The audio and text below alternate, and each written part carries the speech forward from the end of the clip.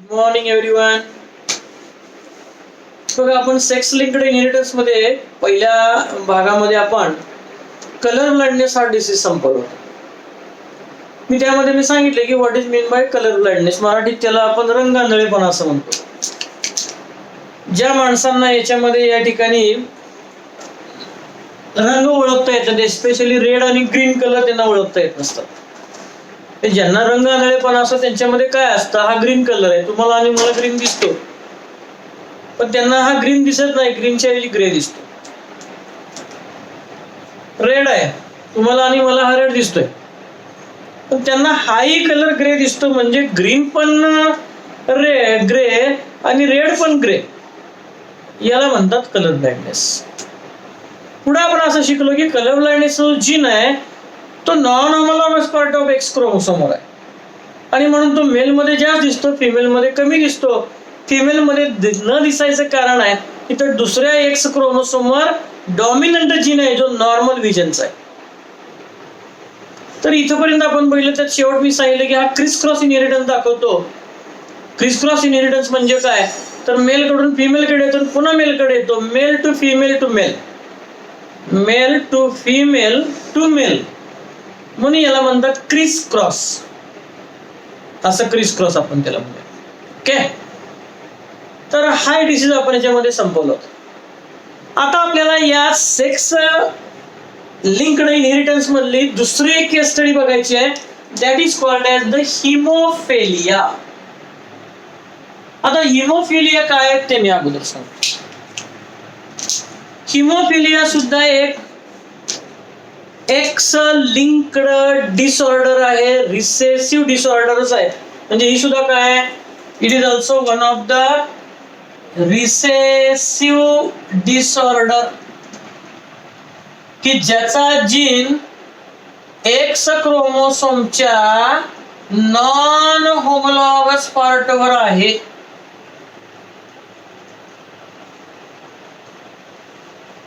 Non homologous part जो x क्रोमोसोमचा आहे त्याच्यावर आहे. म्हणजे उदाहरणार्थ मी पुन्हा दाखवतो की समजा हा एक्स क्रोमोसोम आहे, हा वरचा इथं याच्यामध्ये या ठिकाणी समजा इथं हा नॉन होमोलॉगस पार्ट आहे. तर या नॉन होमोलॉगस पार्टवर याच्यामध्ये या ठिकाणी असा इथं हा हिमोफिलियाचा जीन जो आहे तो याच्यामध्ये या ठिकाणी आहे. हा रिसेसिव्ह आहे, त्यामुळे मी स्मॉल एच दाखवले. मग या रोगाची लक्षणं काय असतात, हिमोफिलिया म्हणजे काय, तर याला अजून एक दोन नाव मी दिलेत. पहिलं नाव आहे ते म्हणजे ब्लीडर्स डिसीज आणि दुसरं नाव दिले ते म्हणजे रॉयल डिसीज. मग हिमोफिलियाचा अगदी सोपा मिनिंग लक्षात घ्या की ज्याला हा रोग असतो त्याच्यामध्ये ब्लड क्लॉट होत नाही, रक्तस्त्राव हा वाहतच, म्हणजे रक्त जे आहे ते वाहतच जातं. जखम झाल्यावर आपल्यामध्ये काय असतं, जखम झाली, कुठं खरचटलं आपल्याला, कुठं आपण पडलो, काही लागलं, कापलं, तर पुढच्या 3 ते 8 मिनिटांमध्ये आपली जखम पूर्ण थांबलेली असते. म्हणजे जखम थांबली म्हणजे मी असं म्हणतो की रक्तस्राव व्हायचं थांबलेलं असतं. पण ज्याला हिमोफिलिया आहे त्याच्यामध्ये ब्लिडिंग कंटिन्युअस राहतच आणि खूप मोठा रक्तस्राव त्यांच्यामध्ये होतो. रक्त कमी होतं शरीरातलं, लो बीपी होतो आणि माणूस डेड पण होतो. याला म्हणायचं हिमोफिलिया. यालाच नाव अजून दिलंय मी ब्लीडर्स डिसीज. ब्लीडिंग, रक्तस्राव होणे, त्याच्यावरनं त्याला ब्लीडर्स डिसीज म्हणतात. तिसरं नाव दिलंय मी त्याला रॉयल डिसीज. रॉयल डिसीज म्हणजे हा रोग अजून सुद्धा ज्या काही रॉयल फॅमिली आहे, रॉयल फॅमिली म्हणजे ब्रिटिश रॉयल फॅमिली आहे, जर्मन रॉयल फॅमिली आहे किंवा रशियन रॉयल फॅमिली. रशियामध्ये झार नावाचे राजे आहेत, आपल्याकडचे राजे राजवाडे महाराजा असतात तसे इथं झार आहेत रशियामध्ये. जर्मनीमध्ये किंग आहेत आणि इथं याच्यामध्ये या ब्रिटनमध्ये किंग आणि क्वीन इलिझाबेथचं नाव तर आपण बऱ्याच वेळा ऐकलेलं आहे. ओके, तर या रॉयल फॅमिलीमध्ये हा ब्लीडर डिसीज आहे. त्यांच्यामधल्या या ठिकाणी ठरलेले जे काही त्यांची फॅमिली पर्सन्स आहेत त्यांच्यातल्या बऱ्याच जणांना मेलला तरी हा डिसीज आहेच.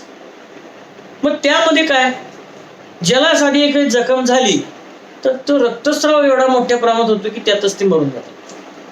आणि हा सुदैवानं फक्त रॉयल फॅमिलीशी रिलेटेड आहे. म्हणजे जास्ती करून हा रॉयल फॅमिली, ज्याला राजवाड्यांची फॅमिली म्हणूयात, त्यांच्यामध्ये हा डिसीज सापडला म्हणून ह्याला रॉयल डिसीज असं म्हणतात.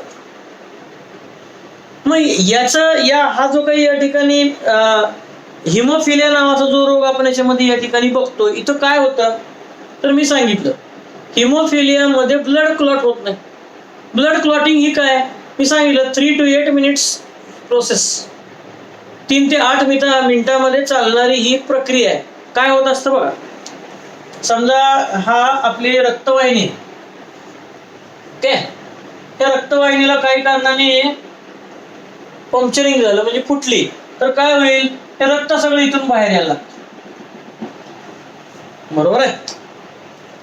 मग हे रक्त जे आहे ते समजा बाहेर यायला लागलं तर रक्ताचा स्त्राव होतो. समजा ही ब्लिडिंग बाहेर होत असेल, म्हणजे इथं आपल्याला खरचडलं तर रक्त इकडे बाहेर येईल. पण काही वेळेस काय होतं, आतल्या शरीरातले रक्तवाहिन्या आत सुद्धा फुटू शकतात. आणि आज जर रक्तवाहिन्या फुटल्या तर हे सगळं आतली जी आपल्या बॉडीतली जी जागा आहे त्यात ते साठतं, नको ते कॉम्प्लिकेशन होतात आणि माणूस मरतो. म्हणून नेचरनेच ह्याच्यावर एक सोल्युशन काढलंय.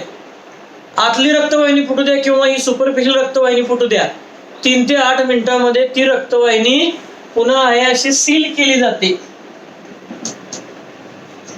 जसं आपण बघतो की सायकलच्या ट्यूबचं टायरचं पंक्चर काढतो, काय करतात बघा, त्याला एक छोटी टिकली असते ती रबराची, ती लावतात आणि ते पॅक करतात. सेम तशी प्रक्रिया आहे. रक्तवाहिन्यामध्ये, रक्तामध्ये, प्लाझ्मामध्ये फॅक्टर 8, फॅक्टर 9, फॅक्टर 10 असे 12 फॅक्टर आहेत की जे 12 फॅक्टर ही क्लॉटिंगची प्रोसेस करतात. क्लॉटिंग म्हणजे काय होत असतं, प्लाझ्मामध्ये असणारं जे प्रोटीन आहे, ऍक्च्युली तिथं प्लाझ्मिनोजिन नावाचे प्रोटीन असतं, ते प्लाझ्मिनोजिन फायब्रिन तयार करतं, फायब्रिनोजिन तयार करतं, फायब्रिनोजिन पासून फायब्रिन तयार होतं, फायब्रिनचे उभे आडवे धागे तयार होतात, त्या धाग्यामध्ये WBC आणि प्लेटलेट येऊन अडकतात आणि मग ती जखम सील होते. ही आपल्याला न कळत झालेली प्रक्रिया असते, याला म्हणतात ब्लड क्लॉटिंग. रक्त या ठिकाणी गोठणं आपण मराठीत त्याला म्हणूयात, रक्तस्राव थांबणं आपण त्याला म्हणूयात.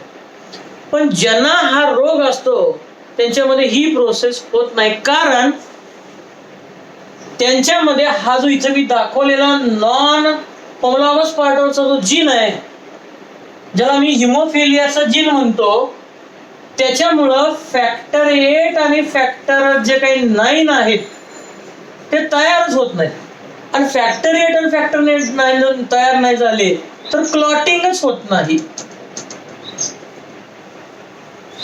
क्लॉटिंगच होत नाही आणि मग ती माणसं रक्तस्राव झाल्यामुळं रक्त BP कमी होतं, ब्लड प्रेशर कमी होतं आणि त्यातच ती मरून जातात. तर याच्यामध्ये या ठिकाणी म्हणतात ऍक्च्युली ब्लीडर्स डिसीज.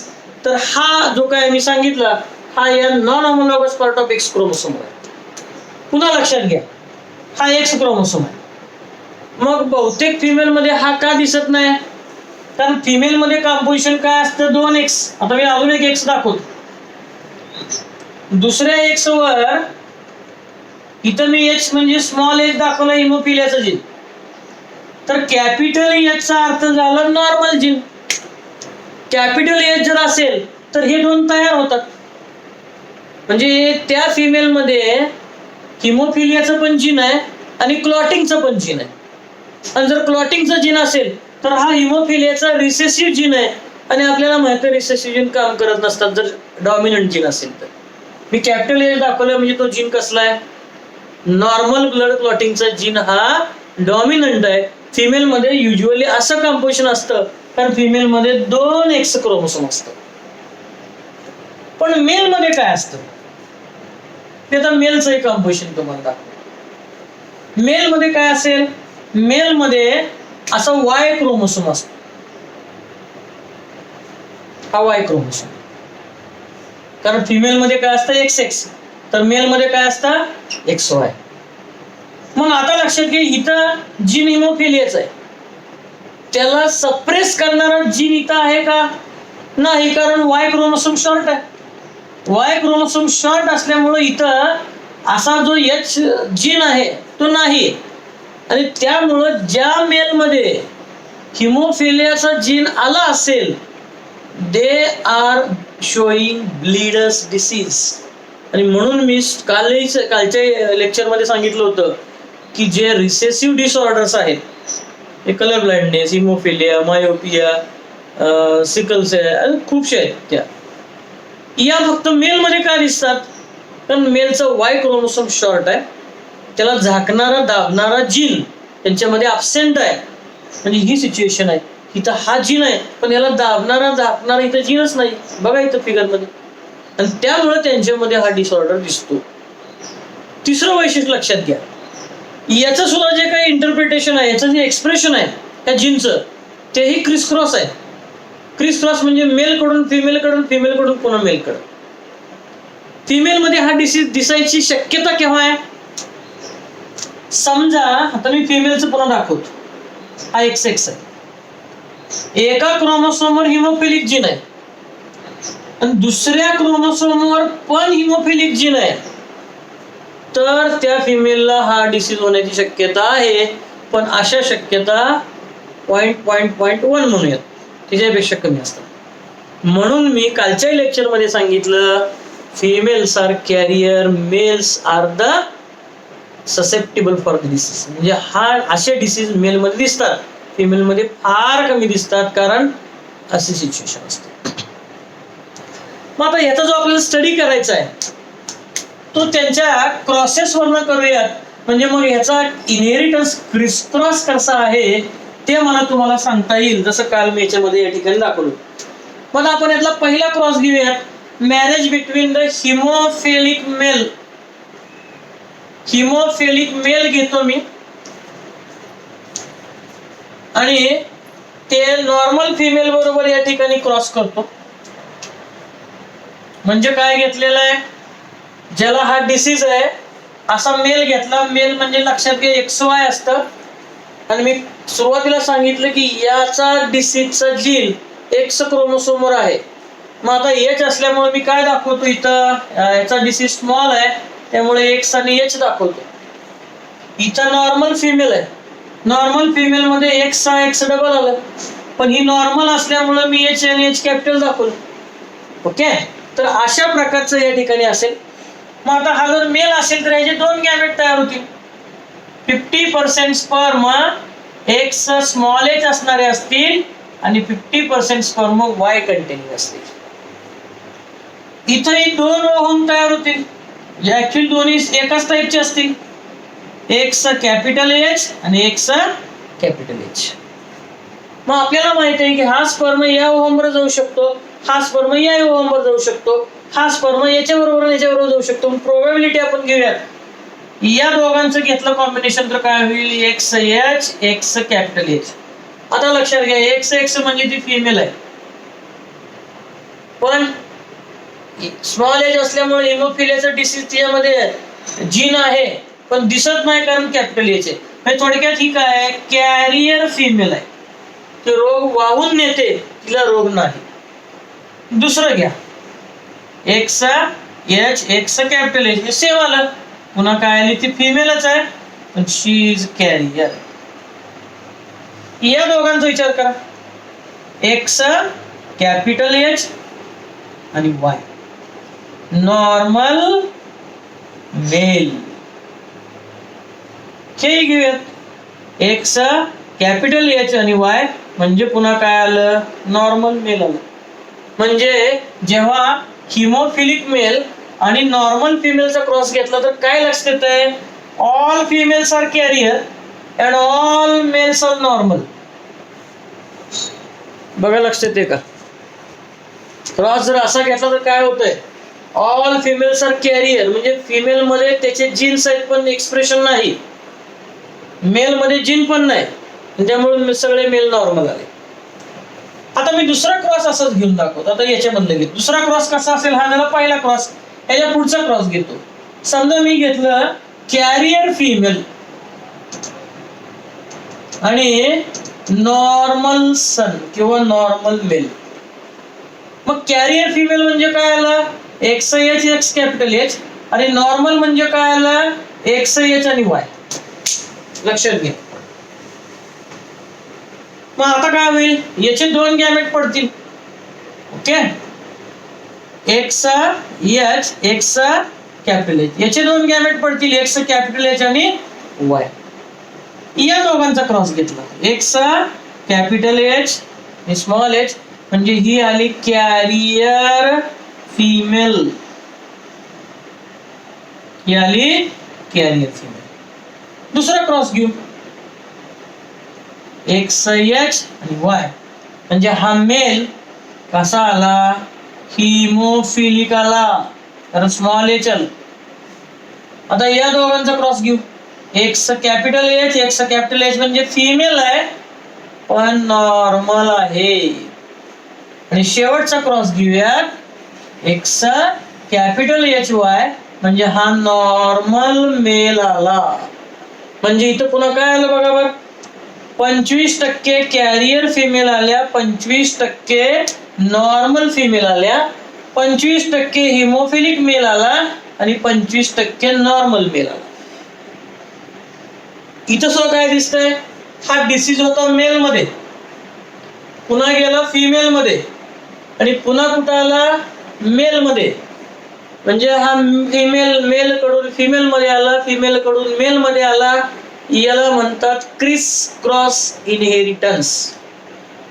आणि म्हणून दिसतंय का बघा, इथं मेलच इन्फेक्टेड झालेला आहे, मेलच होता, मेल मधून मेल मध्ये झाला.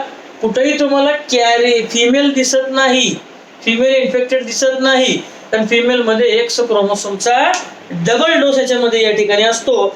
So this is the colour blindness. तर अशा प्रकारचं या ठिकाणी हे असतं, याला रॉयल डिसीज असं याच्यामध्ये या ठिकाणी म्हणतात. तर हा एक भाग याच्यामध्ये आहे, याला हिमोफिलिया, ब्लीडर डिसीज किंवा याला रॉयल डिसीज असं याच्यामध्ये या ठिकाणी म्हणतात. तर हे झालं आपलं सेक्स लिंक्ड इनहेरिटन्स. आणि ह्याच्यामध्ये आपण 2 डिसऑर्डर्स बघितल्या. पहिली बघितली ती म्हणजे कलर ब्लाइंडनेस आणि दुसरा आपण आत्ता बघितला तो म्हणजे हिमोफिलिया. आता यानंतर आपल्याला एक इम्पॉर्टंट आर्टिकल ह्याच्यामधलं या ठिकाणी बघायचं आहे, that is called as the sex determination. आता लक्षात घ्या काय सेक्स डिटर्मिनेशन म्हणजे काय आहे. The mechanism by which sex is established. ज्या प्रक्रियेमुळे एखाद्या ऑर्गॅनिझमचं जे सेक्स आहे मेल किंवा फिमेल ते फिक्स केलं जातं, स्थिर केलं जातं, त्या प्रक्रियेला म्हणतात सेक्स डिटर्मिनेशन. दुसरं लक्षात घ्या, मग या सेक्स मध्ये 2 असतात, एक काही म्हणजे 2 सेक्स आहेत, मेल आणि फिमेल. काही ठिकाणी आपल्याला असं दिसतं की मेल आणि फिमेल वेगळे आहेत, ह्युमन मेल वेगळा फिमेल वेगळा आहे. मग जिथं मेल आणि फिमेल वेगळे असतात त्याला म्हणलं जातं युनिसेक्शुअल. आपण युनिसेक्शुअल आहोत, बरोबर आहे, आपल्याला युनिसेक्शुअल म्हणतात. किंवा आपल्यामध्ये 2 सेक्स वेगवेगळे आहेत म्हणून आपल्याला डायोसिस पण म्हणतात. आणि अर्थवर्णसारखे म्हणजे बेस्ट एक्झाम्पल ह्युमन बघा. आणि अर्थवर्ण मध्ये काय, दोन्ही सेक्स एकाच बॉडीत आहेत त्याला बायसेक्शुअल म्हणतात, किंवा हर्मॅफ्रोडाइट पण म्हणतात, किंवा दोन्ही सेक्स एकाच बॉडीमध्ये आहेत म्हणून त्याला मोनोसियस सुद्धा म्हणतात. आणि याचं बेस्ट एक्झाम्पल आहे अर्थवर्म, म्हणजे ज्याला गांडूळ असं आपण मराठीमध्ये म्हणतो. मग हे ठरतं कसं, सेक्स ठरतं कसं, सेक्स हे फर्टिलायझेशनच्या वेळेस ठरत असतं. Mail gamete sperm, female gamete ovum हे मिक्स होतात, दोघांचे न्यूक्लियस एकमेकात मिक्स होतात आणि मग त्यांचं सेक्स हे फायनल झालेलं असतं. हे लक्षात घ्या, हे सेक्स डिटर्मिनेशन त्या फर्टिलायझेशनच्या प्रोसेसमध्ये असतं. मेजॉरिटी ऑर्गॅनिझम मध्ये सेक्स हे क्रोमोसोमवर अवलंबून असतं. XY, ZW असे वेगवेगळे क्रोमोसोम आहेत त्याच्यावर ठरतं. मेजॉरिटी ऑर्गॅनिझम मध्ये क्रोमोसोम ठरवत असतात, क्रोमोसोम ठरवत असतात, त्याला chromosomal pattern of sex determination म्हणतात. काही ऑर्गॅनिझम मध्ये सेट्स ऑफ क्रोमोसोम नंबर ठरवत असतो. क्रोमोसोमचा नंबर हॅप्लॉइड आला तर सेक्स वेगळं, डिप्लॉइड आला तर सेक्स वेगळं.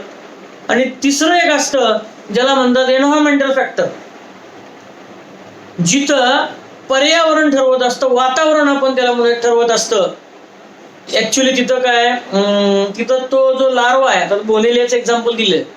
लार्वा जर का बॉडीमध्ये आला तर त्याचं सेक्स वेगळं, लार्वा समजा त्या समुद्राच्या तळाला राहिला तर त्याचं सेक्स वेगळं. काही ठिकाणी असं आहे, फर्टिलायझेशनच्या वेळेस टेम्परेचर असतं, जर हाय टेम्परेचर असेल तर वेगळं सेक्स, लो टेम्परेचर असेल तर वेगळं सेक्स. म्हणजे सेक्स डिटर्मिनेशन ही जी प्रोसेस आहे ही अशी वेगळी. काही ठिकाणी क्रोमोसोम बेस्ड आहे, काही ठिकाणी नंबर बेस्ड आहे, काही ठिकाणी एन्व्हायरमेंटवर बेस्ड आहे, काही ठिकाणी तर जीन्स आहे, प्लॅन्टमध्ये जीन्स असतात त्या प्रकारचे. तर असं हे जे काय आहे, ज्या प्रोसेसमध्ये सेक्स एस्टॅब्लिश होतं, फिक्स केलं जातं, त्याला म्हणतात सेक्स डिटर्मिनेशन.